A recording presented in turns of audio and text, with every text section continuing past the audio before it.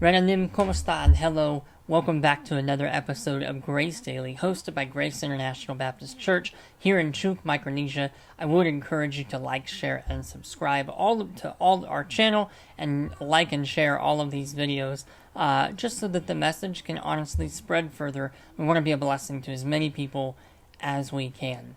Today we're moving on in our text. Remember, our text for Sunday will be Philippians chapter 2, verses 12 through 18, but today we're focusing in on Philippians 2, verse 14. It says this: "Do all things without murmurings and disputings."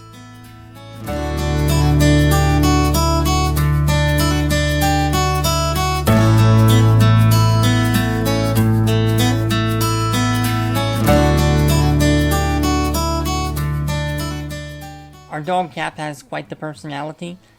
Just the other day, I was sitting here at my desk, and he was laying underneath of it, which is a common occurrence, and I ended up running out of leg room. I needed my legs to stretch, so I stretched my legs for a minute. I put them on his back haunches. I put one of my legs on his back haunches, and usually he's okay with that.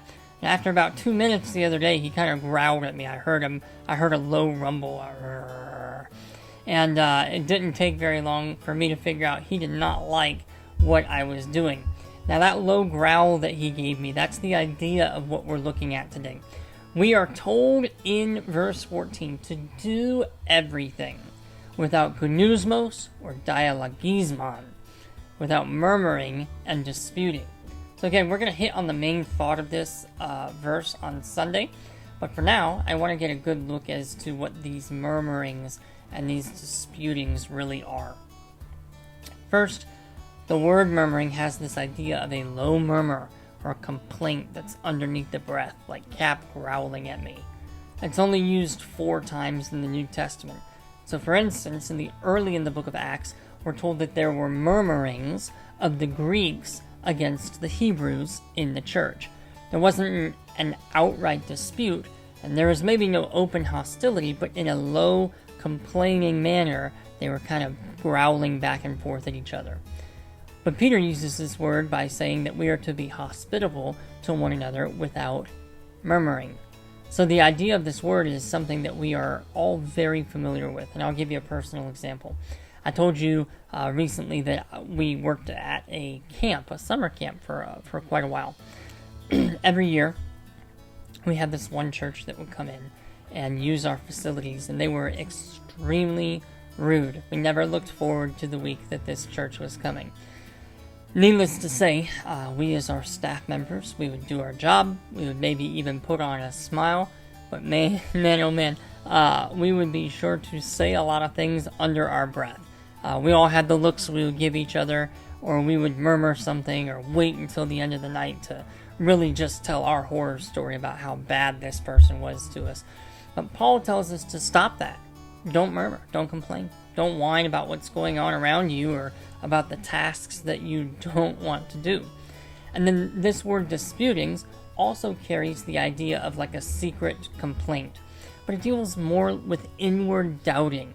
It's used 14 times in the New Testament, and the majority of the time it's used to talk about doubtful or wrong thoughts. Often, in the middle of a task, we have these doubtful thoughts, don't we? Is what I'm doing really worth it? Does anybody even notice?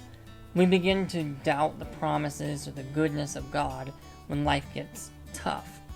But remember, Paul is telling us to do all things without these doubtful thoughts.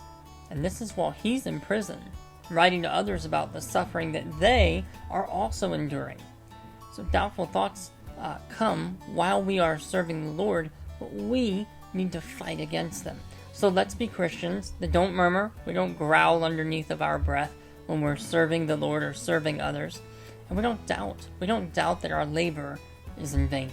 So let's joyfully do all that God has for us. Remember, and we're doing this together as a church. Think about the unity it will produce.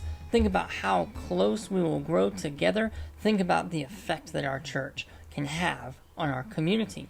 And remember that Jesus didn't murmur on the way to Golgotha about how he doubted that this was even worth it, and he didn't even know if that many people would appreciate it. but rather he lifted up his cross, he ignored the shame, and he found his reward. And we must do the same. Grace and peace, my friends.